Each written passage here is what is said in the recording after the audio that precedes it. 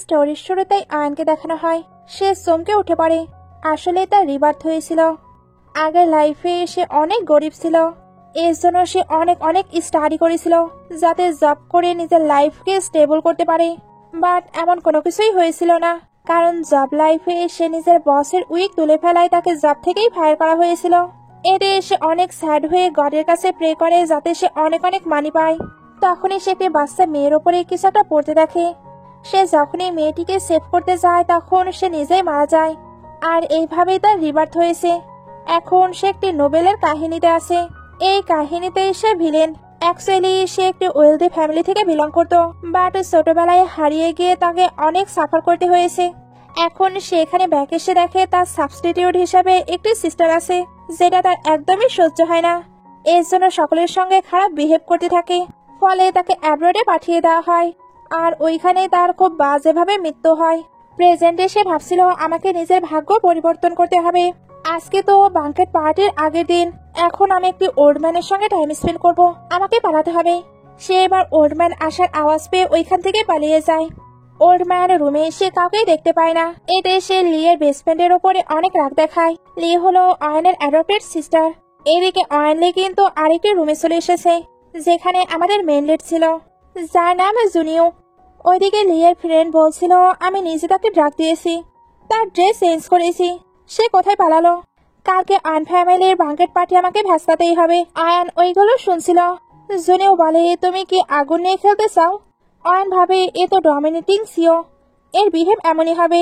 But যখন junior দিকে তাকায় তখন ভাবতে থাকে ওয়াও এ কতটা হ্যান্ডসাম। এই জন্য নিজেকে ঠিক করে বলে আমি কিন্তু খারাপ নই, তার আমাকে ফাঁসানোর ট্রাই করছে। তুমি কি আমায় ম্যারেজ করে আমার রিভেঞ্জ প্ল্যান শুনবে? জিনিও তার ড্রেসের দিকে তাকায়। আয়ন তাই তাড়াতাড়ি নিজেকে কাভার করে বলে আমার জন্য ওয়েট করো। সে তো খুবই দ্রুত ড্রেস চেঞ্জ করতে চলে যায়। একটু পরে সে যখন ড্রেস চেঞ্জ করে আসে তখন জিনিও তার ড্রেস দেখে বলে সত্যি তোমার টেস্ট একেবারে ইউনিক। আয়ানও এবার মিররে নিজের ড্রেস দেখে। এই ড্রেসটি কত অদ্ভুত, সে এরকম ড্রেস কিভাবে ক্যারি করতে পারে? জিনিও বলে তুমি এক্সপ্লেন করবে না? আয়ন বলে সবকিছু অ্যাক্সিডেন্ট, তাই ভালো হবে তুমি নিজের মুখ বন্ধ রাখো, না হলে তুমি শেষ। এটা বলেই তাড়াতাড়ি করে ওইখান থেকে চলে যায়। জিনিও ভাবছিল সে আয়ন ফ্যামিলি থেকে বেশ ইন্টারেস্টিং। একটু পরে আয়ান তার বাসার সামনে চলে আসে। সে এখন ওয়েলদি হয়ে গেছে, এর জন্য অনেক হ্যাপি ছিল।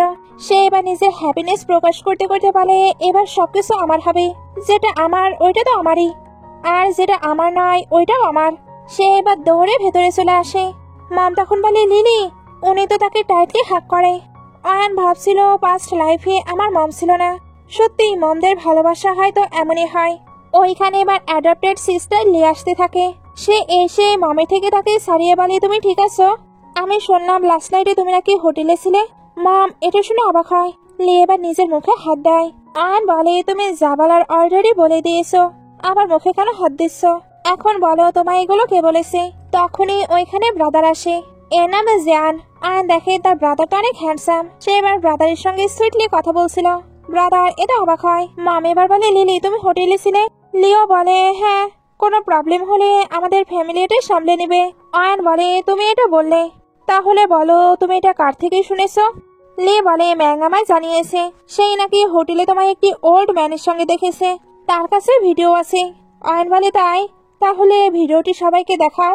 লিয়ের কাছে এখনো তো ভিডিওটি এসেছিল না। ম্যাং এবার কল দেয়। আয়ন বলে তাড়াতাড়ি পিক করো। লি ভাবছিল তুমি নিজেকে অপমান করতে চাচ্ছ, এটা তো আমার জন্যই ভালো।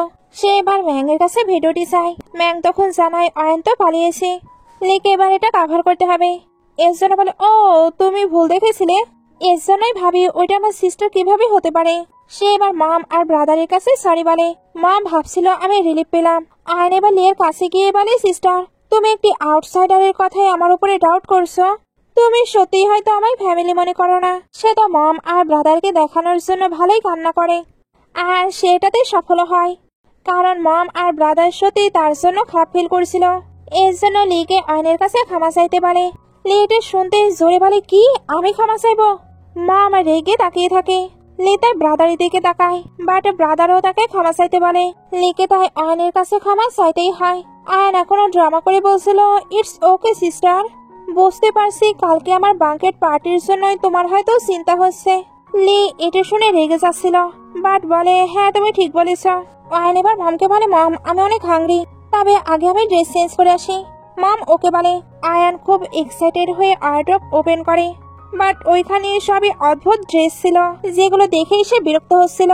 অনেক খোঁজাখুঁজির পর সে একটা ড্রেস পায়, যেটা পরেই সে নিচে চলে আসে। তারপর সবাইকে জিজ্ঞেস করে আমায় কেমন লাগছে। ব্রাদার বলে বিউটিফুল। অ্যাকচুয়ালি এই ড্রেসটি সেই তাকে দিয়েছিল, তবে অয়ন তো এটা পরেছিলই না। আজ সেটা পরাতে ব্রাদার বেশ হ্যাপি হয়। এদিকে লি ভাবছিল অয়ন তুমি আমার থেকে সবকিছু নিয়ে নিবে এমনটা মোটেও হবে না। আয়ন এবার ড্যাডকে দেখতে পেলে বলে ড্যাড তুমিও চলে এসেছো। ড্যাড একটু উইয়ার্ড ভাবেই বলে আগে খাবার খেয়ে নাও। আয়ন তো বসে খুবই দ্রুত খাবার খাচ্ছিল। লি ভাবি তুমি একটি স্মল কান্ট্রি থেকে এসেছো, রিচ ফ্যামিলিতে কি ম্যানার্স চলে তুমি এখনো জানোই না। আয়ন এবার তাকেও খাবার সার্ভ করে, যেটাতে এসে বিরক্ত হচ্ছিল। ড্যাড এবার উঠে আয়নকে বলে খাবার শেষ হলে তুমি স্টাডি রুমে চলে আসো। আয়ন এবার ড্যাডের পিছু পিছু চলে আসে। ড্যাড তো এমন ভাবে বসেছিল যেন উনি অনেক বেশি রেগে আছে। আয়ান তার নিজের মতো করে আসছিল, তখন হঠাৎই সে পড়ে যায়। এখন তাকে তো এটা হ্যান্ডেল করতে হবে, এই জন্য বলে ড্যাড আমার মাঝে তো কোনো স্পেশাল ট্যালেন্ট নেই, তাই আমার এই ট্যালেন্টই আপনার কাছে আমি শো করছি। ড্যাড বলে ওকে উঠে বসে পড়ো। আয়ান কিন্তু ব্যথা পেয়েছিল, সে এবার উঠে বলে ড্যাড আপনি আমায় কি বলতে চান। ড্যাড বলে তুমি তো এখান থেকে চলে যেতে চাচ্ছিলে, ভেবে দেখো তুমি কি সত্যিই যেতে চাও। আয়ান ভাবছিল এটা নিশ্চয়ই লিয়ের প্ল্যান, সে জানিয়ে দেয় সে কোথাও যাবে না। ড্যাড বলে সত্যি, আসলে উনি এক্সাইটেড হচ্ছিল, কালকে তো তোমার বাঙ্কেট পার্টি আছে, এর জন্য কিছু ডিজাইনার আসবে, তোমার যা ড্রেস ডিজাইন পছন্দ হবে তার থেকেই তুমি ড্রেস নিতে পারো। আয়ান এটা শুনে অনেক হ্যাপি হয়ে যায়, এর জন্য ড্যাডকে অনেক অনেক আদর করে। আয়ান চলে যাবার পর ড্যাড তো এটা নিয়ে অনেক বেশি খুশি ছিল। তখনই আয়ান আবারও ব্যাক করে বলে ড্যাড আমার কিছু মানি লাগতো। একটু পরে আয়ান রুমে এসে দেখে ড্যাড তাকে অনেক মানি সেন্ড করেছে। সে এটা দেখে খুশিতে লাফাতে শুরু করে। তার কাছে এবার লে আসে আর বলে তুমি কেন হঠাৎ নিজের স্টাইল চেঞ্জ করলে, আমি তোমায় যে ড্রেসগুলো দিয়েছিলাম ওইগুলো কি তোমার পছন্দ হয়নি। আয়ন ভাবে ও তার মানে ওই ড্রেসগুলো তো আমার পছন্দের। সে এবার বলে ওই ড্রেসগুলো তোমার পছন্দের, ও আমার সিস্টার এগুলো লাইক করে, আচ্ছা আমি ওইগুলো তোমায় দিয়ে দেবো। লি বলে কি আমায় দেবে। আয়ন বলে কেন আমার সিস্টারের ওইটা পছন্দ না, আমার সিস্টারের ওইগুলো পছন্দ না হওয়াতেও আমায় গিফট করেছে। লি বলে না না এমন কোনো ব্যাপার না। আচ্ছা ড্যাড না তোমায় ডেকেছিল, কি বললো তোমায়, তুমি কি সত্যি এখান থেকে মুভ হয়ে যাচ্ছ। আয়ন বলে এটা আমার বাসা, আমি কেন এখান থেকে মুভ হবো। লি এবার জোরে বলে তোমায় আমি বলেছিলাম না তুমি কান্ট্রি সাইড থেকে বিলং করো, এই ওয়ার্ড তো তুমি এখনো দেখোইনি, তোমার ঘুরে দেখা উচিত। তুমি কি ইন্ডিপেন্ডেন্ট ওমেন হতে চাও না। আয়ন বলে আমি জানি তুমি এই বাসা থেকে আমায় বের করতে চাও। লি বলে না আমি এটা তোমার ভালোর জন্য করছি, তুমি সিস্টারকে কিভাবে ভুল বুঝতে পারো। আয়ন এবার তাকে চুপ করিয়ে দেয়। লি রেগে যাচ্ছিল। আয়ন বলে আমায় প্রভোগ করা ট্রাই করো না, ভুলে যেও না তুমি কিন্তু এই ফ্যামিলির বায়োলজিক্যাল ডটার নয়। সে এবার তাকে বের করে দিয়ে মুখের উপরে দরজা বন্ধ করে দেয়। লি তখন ভাবছিল আজকে বাঙ্কেট পার্টিতে তোমায় আমি শিক্ষা দেব। সিন কাট হয়ে জিনিউকে দেখানো হয়। সে জানতে পারে তাদের নাকি আয়ন ফ্যামিলি থেকে ইনভিটেশন কার্ড এসেছে, তবে সে তো ওই পার্টিতে যাবে না, এর জন্য অ্যাসিস্ট্যান্ট অন্য শিডিউল রেডি করেছে। জিনু বলে তোমায় কে বলেছে আমি এখানে যাব না। অ্যাসিস্ট্যান্ট এটা শুনে তো পুরো অবাক। এদিকে আয়নের কাছে অনেকগুলো ডিজাইনার ড্রেস নিয়ে আসে, সবগুলোই তো অনেক প্রিটি ছিল। আয়ন যখন এগুলো দেখছিল তখন লি ভাবতে থাকে এগুলো আমার হবার কথা ছিল, বাট সে পাচ্ছে। সিন কাট হয়ে বাঙ্কেট পার্টি দেখানো হয়। সবাই বলছিল আমি শুনলাম আয়ন ফ্যামিলির ডটার নাকি ব্যাক করেছে, সে তো কান্ট্রি বাম্পকিন, এই ফ্যামিলির ডটার হিসেবে লি পারফেক্ট। লি এবার ভালো হবার জন্য বলে তোমরা এগুলো বলো না, আমার সিস্টার অনেক ভালো। ম্যাং বলে তুমিও তার প্রশংসা করছো, আচ্ছা তুমি জুনুয়ের ব্যাপারে বলো, তুমি না তাকে ইনভিটেশন কার্ড দিয়েছিলে সে কি আসবে। তুমি এত ভালো ফ্যামিলি থেকে বিলং করো, সে অবশ্যই এখানে তোমার ইনভিটেশন কার্ড পেয়ে আসবে, এরপর তুমি তার ওয়াইফ হবে। ওই কান্ট্রি বাম্পকিন সে তো তোমার জোতারও যোগ্য না। তখনই আয়ন নিচে নামতে থাকে, তাকে অনেক অনেক বেশি প্রিটি লাগছিল। কেউ কেউ তো বলছিল আমি কি অ্যাঞ্জেল দেখছি। ড্যাড এবার সবাইকে বলে এভরিওয়ান এটা হলো আমার বায়োলজিক্যাল ডটার, ছোটবেলাতে এসে হারিয়ে গিয়েছিল, এর নাম আয়ান। এখন থেকে আমাদের আয়ন ফ্যামিলির 2টি ডটার। ব্রাদার এবার আয়নকে বলে তোমায় অনেক বিউটিফুল লাগছে।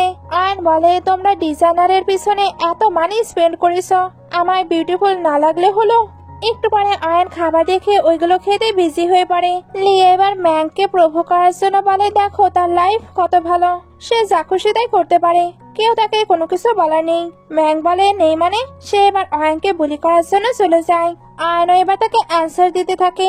ম্যাং তাই বলে তোমার মাঝে কোনো ম্যানার্স নেই, তুমি লিয়ের পায়ের যোগ্য না। আয়ন এটা শুনে লিকে দেখে হাসতে থাকে। পেছনেই জুনিউকে দেখানো হয়। অ্যাসিস্ট্যান্ট তো আগে আগে যাচ্ছিল, তবে জুনিউ তাকে টেনে পেছনে নিয়ে নেয়। অ্যাসিস্ট্যান্ট এবার তাকে সামনে দেয়। এদিকে ম্যাং তো আয়নের দিকে ডিং ছুড়ে মারে। আয়ন বসে পড়ে, তারপর ডিং তুলে তার উপরে ছুড়ে মারে। তারপর তাকে মিডল ফিঙ্গার দেখাচ্ছিল।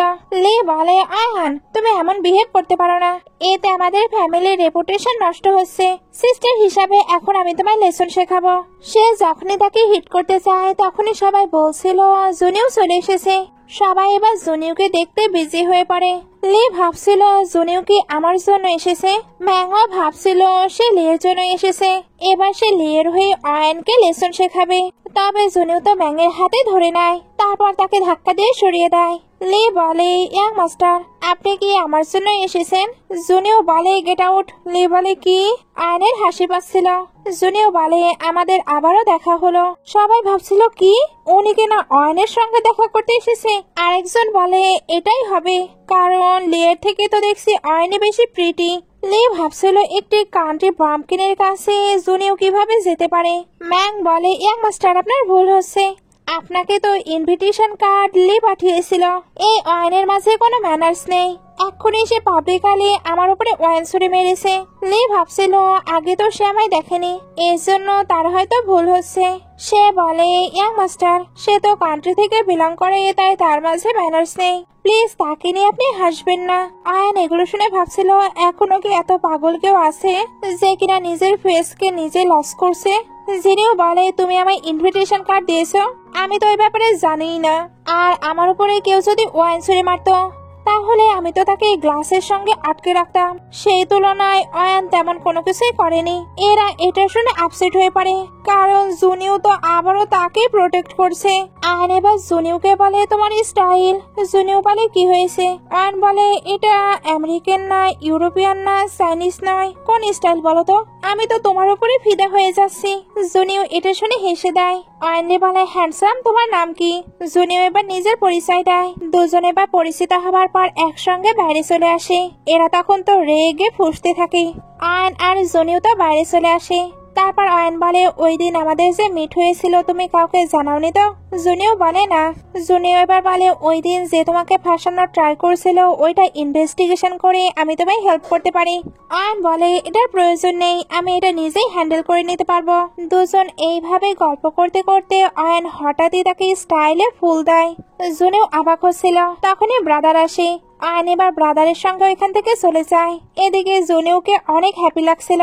সে এবার কাউকে কল দিয়ে বলে আমি ম্যাং ফ্যামিলিকে শেষ করতে চাই। নেক্সট ডে অয়নকে ব্রাদার খুব সকাল সকাল ডাকতে আসে। অয়ন বলে ব্রাদার এত সকালে তুমি কেন ডাকছো? ব্রাদার বলে তোমায় তো স্কুলে যেতে হবে। অয়ন বলে কি? সে তো তার পাস্ট লাইফে স্টাডি কমপ্লিট করে ফেলেছিল, বাট এখানে তাকে আবারও স্কুলে যেতে হবে। তার তো স্কুলে যাবার একদমই ইচ্ছে ছিল না। ব্রাদার এবার তাকে রেডি করে তাড়াতাড়ি করে স্কুলে পাঠাতে থাকে। একটু পরে অয়নকে স্কুলে দেখানো হয়। সবাই তাকে নিয়ে গসিপ করছিল, কারণ অয়ন একজনকে লাইক করতো যে তাকে পাত্তাও দিত না। এই জন্যই সবাই বলাবলি করছে তার জায়গায় যদি আমরা থাকতাম তাহলে কবেই এই স্কুল থেকে ড্রপ আউট করে ফেলতাম। অয়ন কারো কথায় মনোযোগ না দিয়ে ঘুমিয়ে পড়ে। একেবারে ক্লাস শেষ হলে অয়ন উঠে। সে এবার যখন যাচ্ছিল তখন ওইখানে বাই আসে। অয়ন একে লাইক করতো, তবে ওই ছেলেটি আবার লাইক করতো লিকে। প্রেজেন্টে বাই ভাবতে থাকে আজকে তাকে এতটা প্রিটি কেন লাগছে। না না, আমি তো লিকে লাইক করি, আমি অন্য কাউকে নিয়ে ভাবতে পারি না। সে তো জানতো অয়ন তাকে লাইক করে, এজন্য একটু ভাব নেয়। বাট অয়ন তাকে পাত্তা না দিয়ে চলে যায়, কারণ তার মনে তো এখন জিনিউ আছে। অয়ন যখন লাঞ্চ করছিল তখন তার কাছে একটি মেয়ে আসে। অয়ন তার সঙ্গে পরিচিত হয়। মেয়েটির নাম লিন্তাও। দুজন এখানে অনেক গল্প করে আর ফ্রেন্ড হয়। ওইখানে এবার লে আসে। অয়ন তাকে দেখতেই মিডল ফিঙ্গার দেখাচ্ছিল, বাট তার পেছনে বাইকে দেখানো হয়। সে ভাইয়ের সিম্পেথি পাওয়ার জন্য একটু কান্না করছিল। ভাই বুঝতে পারে নিশ্চয়ই অয়ন কিছু করেছে, এর জন্য তাকে ক্ষমা চাইতে পারে। অয়ন বলে আমি কি করেছি, আমি কেন ক্ষমা চাইবো? লে বলে ইটস ওকে, সিস্টার আমায় বুলি করেনি। ভাই বলে ভয় পেও না, আমি তোমার সঙ্গে আছি। সে আবারও আয়নকে ক্ষমা চাইতে বলে। আয়ন এবার রেগে তার কাছে এসে বলে, তোমার কানকে বন্ধ আছে? তুমি শুনতে পারছো না আমি কোনো ভুল করিনি, তাই কেন আমি ক্ষমা চাইবো? বুঝছি তোমার মাথায় হয়তো ব্রেইনই নেই, সব ব্রেইন তো তুমি ডোনেট করেছো, এর জন্যই কোনো কিছু ভাবতে পারছো না। এটা শুনে সবার হাসি পায়। বাইরে ভাবতে থাকে এতগুলো মানুষের মাঝে সে কিভাবে আমায় অপমান করতে পারলো, সে কি আর আমায় লাইক করে না? যাই হোক, সে নিজের অ্যাটিটিউড দেখিয়ে বলে, আয়ান আমি তোমায় হেট করি। আয়ান এটা শুনে জোরে জোরে হেসে বলে, থ্যাংক ইউ আমাকে হেট করার জন্য, কারণ আমিও তোমায় হেট করি। ভাইয়ের রাগ হচ্ছিল। লি বলে, তুমি তাকে এইভাবে কি করে বলতে পারো? আয়ান এবার তাকে চুপ করিয়ে স্লাপ মেরে দেয়। লি কিছু বলতে আসলে আবারও স্লাপ মারে। ভাই এবার কথা বলতে যাচ্ছিল, আয়ান তাকেও স্লাপ মারে, একটি নয় পরপর দুইটি। সবাই এটা অবাক হয়েছিল। তবে আয়ানের নিউ ফ্রেন্ড কিন্তু তার এই বিহেভে অনেক হ্যাপি। ভাই ভাবছিল সে আমায় হিট করছে, আর লি ভাবে আয়ান তুমি এবার আমাকে এগুলো করতে ফোর্স করবে। আয়ানকে এবার ওয়াশরুমে দেখানো হয়। কিছু মেয়ে এবার তাকে বুলি করতে আসে। তারা বলছিল, তুমি সিনিয়র বাইকে হিট করেছো, সঙ্গে লিকেও। আয়ন বলে, কেন তুমি কি বাইকে লাইক করো? তাহলে লি তো তোমার রাইভাল হবে। এরা বলে, বাই লিকে লাইক করে, তার মানে আমরাও লিকে লাইক করি, তুমি তাদেরকে হিট করতে পারো না। আয়ন বলে, ও তাই। দুজন মিলে এবার আয়নকে আটকে নেয়। আয়ান বলছিল, আমায় ছেড়ে দাও, না হলে আমি যদি ক্রেজি হয়ে যাই তোমরা আর বাঁচতে পারবে না। মেয়েটি বলে, তুমি কি ভাবছো তোমার মতো পটিটুকু দেখে আমরা ভয় পাবো? সবাই মিলে এবার আয়নের ভিডিও করতে শুরু করে। আয়ান এবার এদেরকে কিক মেরে দেয়। মেয়েগুলো তার মার খেয়ে পালাচ্ছিল। আয়ান এবার এদের সবাইকে লক করে ফেলে। স্কুলে এবার জুনিওকে দেখানো হয়। মেয়েরা তাকে দেখে বলছিল, এ কতটা হ্যান্ডসাম। অ্যাসিস্ট্যান্ট বলছিল, বস আপনি কি সত্যি প্রিন্সিপালের সঙ্গে দেখা করতে এসেছেন? জিনিও বলে, আমি রিল্যাক্স ফিল করতে এসেছি, আসলে সে তো আয়নকে দেখতে এসেছিল। তখনই সে কিছু মেয়েকে বলাবলি করতে শুনে আয়নলিকে নাকি আটকে রাখা হয়েছে। জিনিও এটা শুনতে তাড়াতাড়ি ওইখানে যেতে থাকে। জিনিওর সামনে এবার লি চলে আসে। এদিকে ওয়াশরুমে বাথরুমের মপ দিয়ে আয়ান মেয়েদেরকে ভয় দেখাচ্ছিল। মেয়েগুলো এতে ভয়ে পালাতে থাকে। বাইরে লি বলছিল, সিস্টার নিশ্চয়ই ইচ্ছা করে কিছু করেনি। আয়নের ফ্রেন্ড এবার বলে, তুমি এগুলো কি বলছো? প্রথমে তুমি তো তাকে প্রভোগ করেছো, আর তোমার কথাতেই মেয়েগুলো ভেতরে গিয়েছে। জিনেও বলে, এগুলো সত্যি। লি স্বীকার করছিল না। তখনই মেয়েগুলো দৌড়ে আসে। আয়ন এখনো তাদেরকে ভয় দেখিয়ে যাচ্ছিল। মিঙের তো এগুলো দেখে অনেক হাসি পায়, সঙ্গে আয়নের ফ্রেন্ডও হ্যাপি হচ্ছিল। আয়নের মেয়েদের শিক্ষা দেওয়া হলে সে ফ্রেন্ডকে বলে, আমি কি ভালো কাজ করেছি? ফ্রেন্ড বলে, অনেক ভালো কাজ করেছো। মিঙেও এবার আয়নকে ডাকে। আয়ন তখন বলে, হাই হ্যান্ডসাম। সে তো মিঙের সঙ্গে ফ্লার্ট করছিল। মেয়েরা তাই বলে, আমরা এমন ডার্টি জায়গায় আছি, আর তুমি কিনা ফ্লার্টিং মুডে আছো। মিঙেও সামনে আসে। ওই মেয়েটি বলে, হ্যান্ডসাম বয় তুমি তার জালে ফেসে যেও না, তাকে তো আমাদের সিনিয়র বায়ো রিজেক্ট করেছে, আর সে তো সিস্টারকেও স্ল্যাপ মেরেছে। লে ভালো সাজার জন্য বলে, কোনো ব্যাপার না, আমি ঠিক আছি। মিঙেও বলে, সবাই শুনলে সে ঠিক আছে। লে এবার বলে, না আমি ওটা বোঝাতে চাইনি। মিঙেও বলে, তাহলে তুমি আমায় মিথ্যা বলছো? পাশের মেয়েটি বলে, তুমি ভয় পেও না, প্রিন্সিপাল আমার আঙ্কেল, সে তাকে শিক্ষা দিয়ে দিবে। ওইখানে এবার প্রিন্সিপাল আসে। মেয়েটি তখন বলে, আঙ্কেল এই অয়ান আমায় বলি করছে, এক্ষুনি আপনি তাকে স্কুল থেকে বের করে দিন। প্রিন্সিপাল ভাবছিল, অয়ান যদিও বা অয়ান ফ্যামিলির বায়োলজিক্যাল ডটার, তবে তারা তো লিকে বেশি ভালোবাসে, তাই আমার তার সাইডে কথা বলা উচিত। উনি যখনই অয়ানকে কিছু বলতে যাবে তখন মিঙেও এদিকে ঘুরে। প্রিন্সিপাল বলে, আপনি এখানে? আপনি আসবেন আমাকে তো আগে বলতে পারতেন, তাহলে আমি আপনার ওয়েলকাম পার্টির অ্যারেঞ্জ করতাম। আয়ান ভাবছিল, এ তো দেখছি অনেক পাওয়ারফুল। সবাই এবার জানতে পারে এটা তো ইয়াং মাস্টার জিনিও। জুনিও প্রিন্সিপালকে বলে, আপনি স্কুল এইভাবে ম্যানেজ করেন, এখানে আমার ওয়েলকাম হবার কোনো প্রয়োজন নেই। প্রিন্সিপাল বলে, না না আপনার ভুল হচ্ছে, এই মেয়েদের সঙ্গে আমার রিলেশন তেমন একটি গভীর নয়। আসলে উনি বুঝতে পেরেছে অয়ানলি আর জুনিয়র রিলেশন নিশ্চয়ই এক্সট্রাঅর্ডিনারি। ওই মেয়েটি বলছিল, আঙ্কেল আমি আপনার চাইল্ডহুড ফ্রেন্ডের মেয়ে। প্রিন্সিপাল এটা শুনতে তাকে চুপ করিয়ে দেয়। তারপর জুনিওকে বলে, আপনি কি চান? জুনিও তখন অয়ানলিকে বলে, বলো। আয়ন বলে, এদের সবাইকে এক্সপেল করে দিন। জুনিও বলে, শুনতে পেয়েছেন? প্রিন্সিপাল বলে, হ্যাঁ হ্যাঁ। প্রিন্সিপাল এবার এদের তিনজনকে এক্সপেল করে দেয়। জুনিও আয়নকে বলে, তোমার স্টাডি তো কমপ্লিট, চলো বাসায় ফেরা যাক। লিয়ের অনেক রাগ হচ্ছিল। ওই মেয়েরা এবার লিয়ের কাছে হেল্প চায়, কারণ তারা তো চায় না তাদেরকে এক্সপেল করা হোক। বাট লি বলে দেয় এই সবকিছুই তোমরা নিজের ইচ্ছেতে করেছো, আমি তোমাদের কোনো প্রকার হেল্প করতে পারবো না। মেয়েগুলো এটা শুনতেই থাকে স্ল্যাপ মারতে শুরু করে। তারপর বলে এখন সকল পাওয়ারই দেখছি অয়নের কাছে, কিছুদিনের মধ্যেই তোমাকে অয়ন ফ্যামিলি থেকে কিক আউট করা হবে। লি এটা শুনে রেগে চিল্লাতে শুরু করে। দূর থেকে এই সবকিছু বায়ো দেখছিল।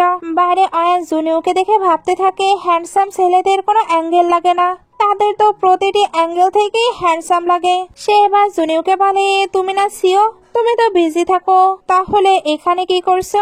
জুনিয়র বলে আমি এখানে নুডলস খেতে এসেছিলাম। অয়ন বলে কি? জুনিয়র তখন বলে আমি তোমায় দেখতে এসেছি। অ্যাসিস্ট্যান্ট ভাবছিল আমি কি স্বপ্ন দেখছি।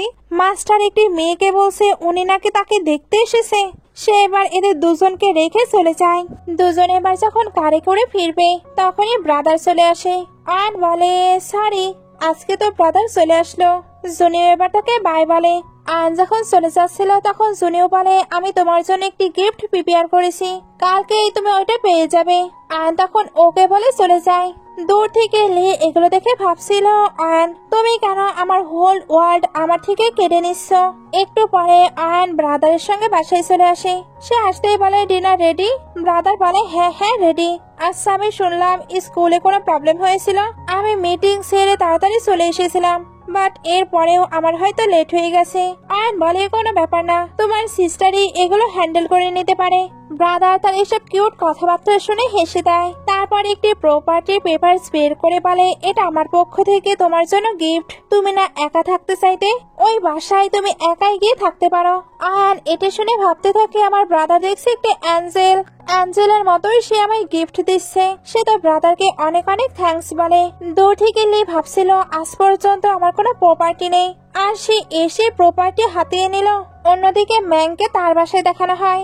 ড্যাড তাকে স্ল্যাপ মেরে বলে তুমি কার সঙ্গে পাঙ্গা নিয়েছো, আমরা তো চারিদিক থেকে পুরো বরবাদ হয়ে যাচ্ছি। ম্যাং বলে কি আমি আবার কার সঙ্গে পাঙ্গা নিলাম? তার মনে পড়ে সে তো শুধু অয়নকে ডিস্টার্ব দেয়, এছাড়া তার তো আর কারোর সঙ্গে পাঙ্গা নেই। তবে অয়নের পক্ষে তো এটা করা পসিবল নয়, জিনেও তাকে প্রোটেক্ট করছিল, বাই চান্স সেইকেই সবকিছু করছে।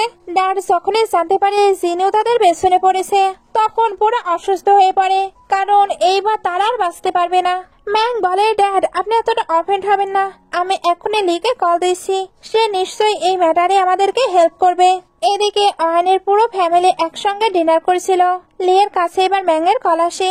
সে বলছিল তুমি আমায় হেল্প করো। লি সকলের সামনে তো কথা বলতে পারবে না, এর জন্য বলে তোমার হোমওয়ার্ক লাগবে, ওকে হোল্ড করো, আমি তোমার রুমে গিয়ে দিচ্ছি। তারপর রুমে এসে বলে কি হয়েছে। ম্যাং জানায় আমার পুরো ফ্যামিলি ব্যাংক্রাফ্ট হয়ে যাচ্ছে, এই সবকিছুই হয়তো অয়ন জুনিয়রকে দিয়ে করাচ্ছে। তুমি প্লিজ অয়নকে বলে এই সবকিছু হ্যান্ডেল করো। অয়নের পেছনে তো আমি তোমার জন্য লেগেছি বলো, এখন তোমাকে আমায় হেল্প করতেই হবে। লি এটা শুনে ভাবতে থাকে মাস্টার জিনিউ কি সত্যি সত্যি কান্ট্রি বাম্পকিনের উপরে ইন্টারেস্ট নিচ্ছে? না, আমি এটা অ্যাকসেপ্ট করতে পারবো না। সে এবার ম্যাংকে বলে চিন্তা করো না, আমি অবশ্যই তোমায় হেল্প করব, যতই হোক তুমি আমার বেস্ট ফ্রেন্ড। কল কাটাবার পরে বলে আমি কোনো কিছুই করতে পারবো না, কারণ কোনো সিচুয়েশনই আমার হাতে নেই। নেক্সট ডে ম্যাং লিয়ের কাছে এসে বলে লাস্ট নাইট আমি কি বলেছিলাম তোমার মনে আছে? তুমি কি অয়নের কাছে হেল্প চেয়েছো? লি বলে সরি, লাস্ট নাইটে তার সঙ্গে আমি এটা নিয়ে কথা বলেছি, বাট সে কোনো রেসপন্স করেনি। ম্যাং বলে তুমি তাকে কেন বোঝাওনি? সবকিছু আমি তোমার জন্য করেছি, আমি তোমার বেস্ট ফ্রেন্ড, আর তুমি এখন আমায় হেল্প করছো না। লেও এবার রেগে বলে আমি তোমাকে এগুলো করতে বলেছি, তুমি নিজের ইচ্ছেতে করেছো, এখন তুমি আমায় থ্রেট দিচ্ছ। দূর থেকে ক্লাসমেটরা এটা দেখে বলে সবসময় না লি একেবারে শান্ত থাকে, আজকে তার রিয়েল ফেস আমি দেখে নিলাম। লি যখন এগুলো শুনে তখন ম্যাংয়ের সঙ্গে আবারও শান্তভাবে কথা বলতে শুরু করে। সে বোঝাচ্ছিল তুমি চিন্তা করো না, আমি আবারও আয়নের সঙ্গে কথা বলবো, দেখবে সবকিছু ঠিক হয়ে যাবে। ম্যাং বলে আমি আর ওয়েট করতে পারবো না, আমার ফ্যামিলি অলরেডি বরবাদ হয়ে যাচ্ছে। লি বলে তো তুমি কি চাচ্ছ? আমি স্কুলে সকলের সামনে ওই আয়নের কাছে বেক করি তোমার জন্য? আমার কাছে কোনো চয়েস নেই, তুমি সবকিছু সামলে নাও। ম্যাং এটা শুনে টেনশনে পড়ে যায়। তবে লি ভাবছিল তার ফ্যামিলি ব্যাংক্রাফট হলে আমি কি করব, আমার আগে নিজেকে বাঁচাতে হবে। এদিকে আয়ান আর তার ফ্রেন্ডকে দেখানো হয় তারা হ্যান্ডসাম ছেলেদের বাস্কেটবল খেলা দেখে অনেক বেশি এক্সাইটেড হচ্ছিল। ফ্রেন্ড বলে, আয়ান তোমার ভয় লাগছে না যদি তোমার ম্যান আবার জেলাস হয়ে যায়? আয়ান বলে, সে আমার বয়ফ্রেন্ড নয়, আমি তো সকল হ্যান্ডসাম ম্যানদেরই লাইক করি। এটা বলে অনেক খুশি হচ্ছিল। তখনই ম্যাং একটি গিফট নিয়ে এসে আয়নের কাছে ক্ষমা চাইতে থাকে। আয়ন অবাক হচ্ছিল। ম্যাং এবার বলে, আয়ন আমার প্রিভিয়াস বিহেভিয়ারের জন্য আমি অনেক বেশি সরি, এটা আমার অ্যাপোলাইজ গিফট। তুমি মাস্টার জিনুকে বলে আমার ফ্যামিলিকে ব্যাংক্রাফট হওয়া থেকে আটকাতে পারবে। আয়ন বলে, ব্যাংক্রাফট? তার মানে লাস্ট নাইটে জিনিউ এই গিফটের কথাই আমায় বলছিল। আমার তো এটা অনেক বেশি ভালো লেগেছে। ফ্রেন্ড বলে, তুমি না লিয়ের ফ্রেন্ড ছিলে? ম্যাং বলে, আমি বুঝতে পেরেছি সে আমার ফ্রেন্ড হবার যোগ্য না, সে শুধু আমায় ইউজ করত। আমার ফ্যামিলির এই সিচুয়েশনে আমি তার থেকে হেল্প চেয়েছিলাম, সে হেল্প করবে এটা বলেছিল, বাট এমন কোনো কিছুই করেনি, তাই না আয়ান? আয়ান বলে, হ্যাঁ, সে তো এ ব্যাপারে আমাকে কোনো কিছুই বলেনি। ম্যাং বলে, জানতাম আমি। আয়ান বলে, চিন্তা করো না, লাইফ অনেক বড়, তুমি এতদিনে যা এক্সপিরিয়েন্স গেইন করেছো ওইগুলো দিয়ে নিজের লাইফকে আরো বেটার করার ট্রাই করো। ম্যাং বলে, আমি তোমার সঙ্গে কত বাজে ট্রিট করেছি, এরপরেও তুমি আমায় মোটিভেট করছো। আয়ান বলে, কোনো ব্যাপার না, তুমি যদি এগুলো আরো শুনতে চাও আমার কাছে চলে আসতে পারো। সিন কাট হয়ে দেখানো হয় আয়ান জুনিউকে টেক্সট করে বলে, ম্যাং আমার কাছে পার্সোনালি ক্ষমা চেয়েছে, তাই তার ফ্যামিলিকে তোমার ছেড়ে দেওয়া উচিত। জিনিউ বলে, তুমি আর রেগে নেই? আয়ান বলে, না। জিনিউ তখন বলে, ওকে, আমি এটা নিয়ে ভেবে দেখবো। আয়ান বলে, আমি তো কাইন্ড হতে চাচ্ছি, আর এটা নিশ্চয়ই অনেক ভালো। জিনুয়ের এটা শুনে হাসি পায়। একটু পরে আয়নের কাছে লিয়ের কল আসে, সে তাকে বারে ডেকে পাঠায়। আয়নের এখানে মনে পড়ে লিকে তো কিছু ছেলে হ্যারাস করবে, তখন ভাই হেল্প করতে আসবে। এই প্লটটি অনেক বেশি ইন্টারেস্টিং, সে তাই ক্লাবে চলে যায়। এদিকে লি ছেলেদের বলে, প্ল্যান চেঞ্জ হয়েছে, আমাকে তোমাদের হ্যারাস করার কথা ছিল, বাট এবার আমাকে নয়, একে তোমাদের হ্যারাস করতে হবে। অ্যাকচুয়ালি নোবেলের কাহিনী এইভাবে চেঞ্জ হয়ে যাচ্ছে। ক্লাবে বাইকে দেখানো হয়, সে আয়নকে দেখে ভাবছিল, আমি জানতাম তুমি এখনো আমার প্রতি ইন্টারেস্টেড, বাট আয়ন তাকে ইগনোর করে খাবার খেতে বসে পড়ে। সবাই তো আয়নকে নিয়ে মজা নিচ্ছিল। একটু পরে আয়ন এদেরকে অ্যান্সার দেয়, এরা প্রচন্ড রেগে যাচ্ছিল, বাট তার অ্যান্সারের কাছে হেরে যায়। এখানে ফানি ফানি অনেকগুলো সিন দেখানো হয়, যেগুলো দেখে অবশ্যই হাসি পাচ্ছিল। লি ভাবতে থাকে, তুমি অনেক বেশি প্রিটেন্ড করে ফেলছো, আর কিছুটা সময়ের অপেক্ষা, দেখবো এরপরে তুমি কি করো। আয়ন তো ভাবছিল লি ওয়াশরুমে যাবে আর তাকে ছেলেরা হ্যারাস করতে শুরু করবে, তবে লি তো অলরেডি তার ড্রিঙ্কের মাঝে কিছু মিশিয়ে দিয়েছে।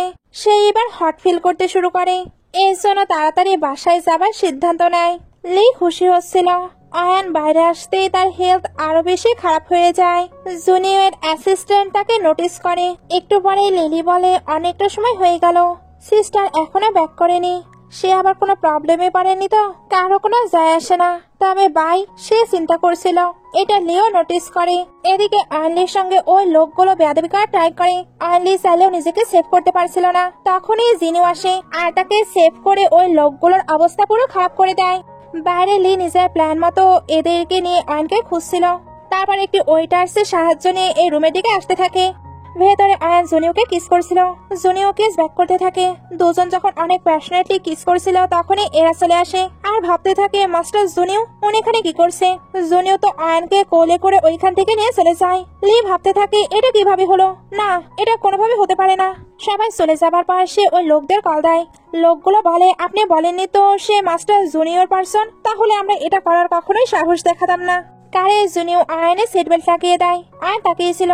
জুনিও বলে, আমায় কি হ্যান্ডসাম লাগছে? আয়ন বলে, প্রিটি লাগছে। জুনিও এবার তাকে অন্যদিকে ঘুরিয়ে কার ড্রাইভ করতে শুরু করে। আয়ন বলে, তোমার ফেস তো দেখলাম, এবার তোমার অ্যাপস আমি দেখতে চাই। জুনিও এটা শুনতেই কার থামিয়ে দেয়। একটু পরে দেখানো হয় এরা বাসায় চলে এসেছে। আয়ন ঘুমিয়ে পড়েছে। জুনিও তাকে কিউট ভাবে ডাকতে থাকে। আয়ন উঠে বলে, আজ তো লেট হয়ে গেছে, কাল বরং আমি তোমার অ্যাপস দেখে নেব। নেক্সট মর্নিং এ আয়নের যখন ঘুম ভাঙে তখন প্রথমে তো তার কোনো কিছু মনে পড়ছিল না, বাট যখন মনে পড়ে এসে জুনিওকে কিস করেছে তখন কি করবে আর না করবে বুঝে পাচ্ছিল না।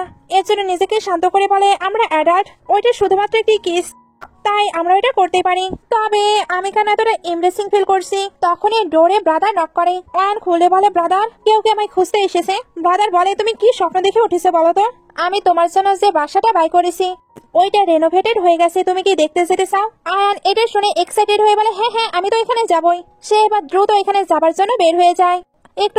একটু পরে তাকে তার নিউ বাসাতে দেখানো হয়। এই বাসাটি তো অনেক বেশি প্রিটি ছিল। লাস্ট লাইফে এমন একটি বাসা করার জন্য সে কতটা হার্ড ওয়ার্ক করেছিল, এরপরেও তার ভাগ্যে কোনো কিছু ছিল না। বাট এইবার সে তো সবকিছু না চাইতেই পেয়ে যাচ্ছে।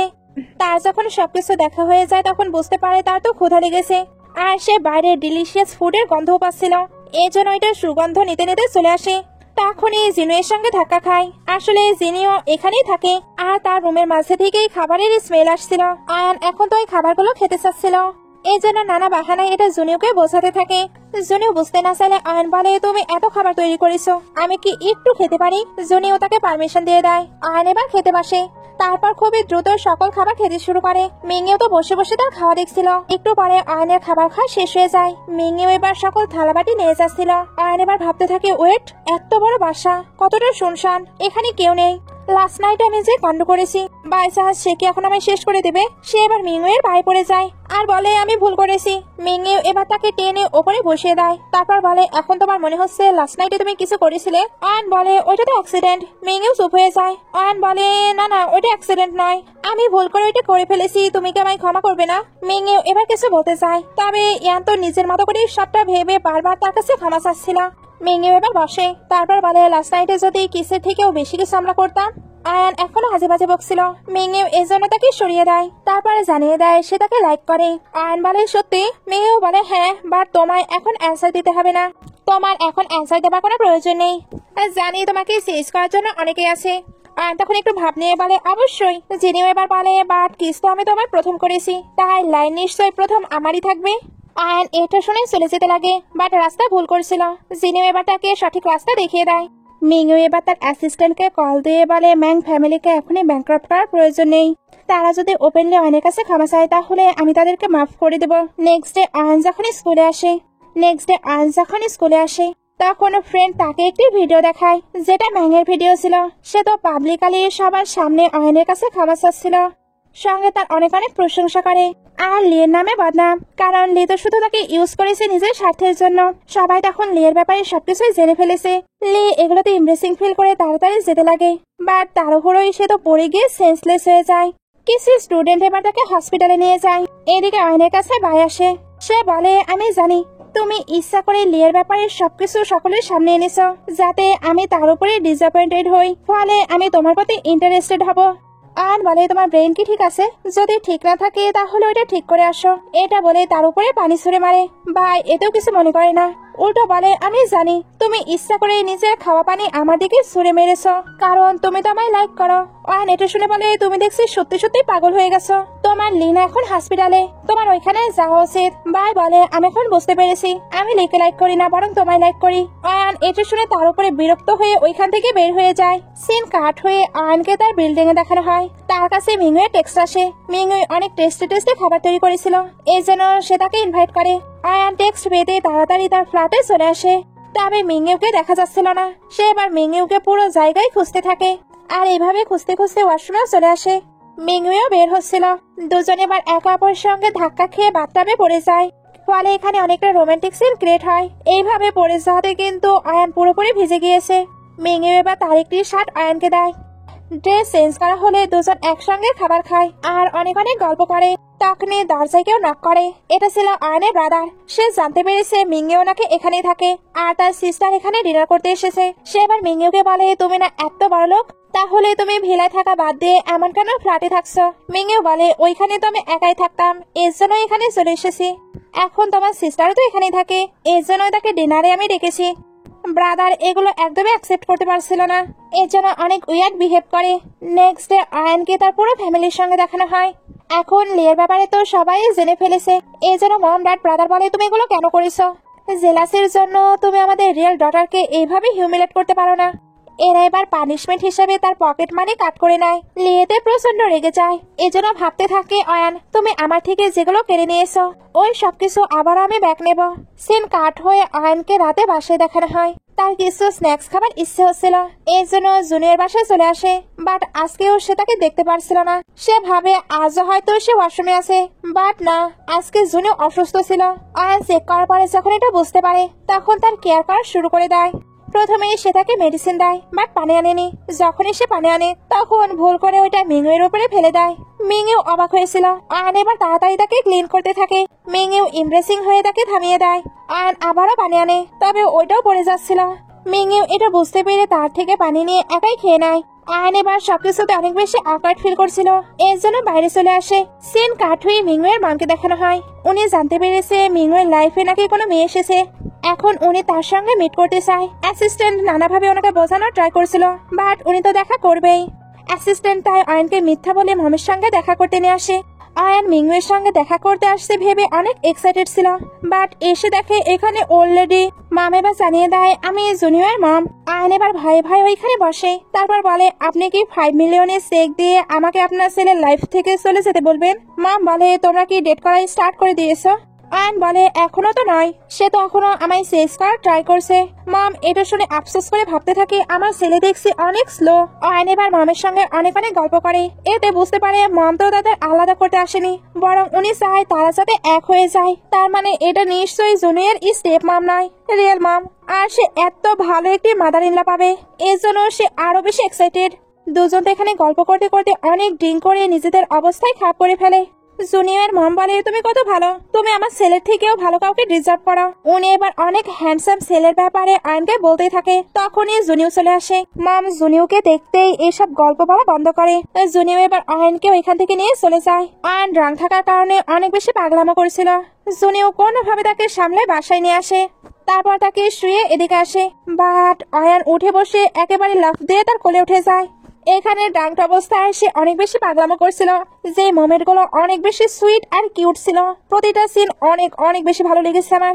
জুনিও দেখে আয়ান ড্রাঙ্ক অবস্থাতে ওটাকে চিনতে পারছে, এই জন্য দুজন কিস করতে শুরু করে।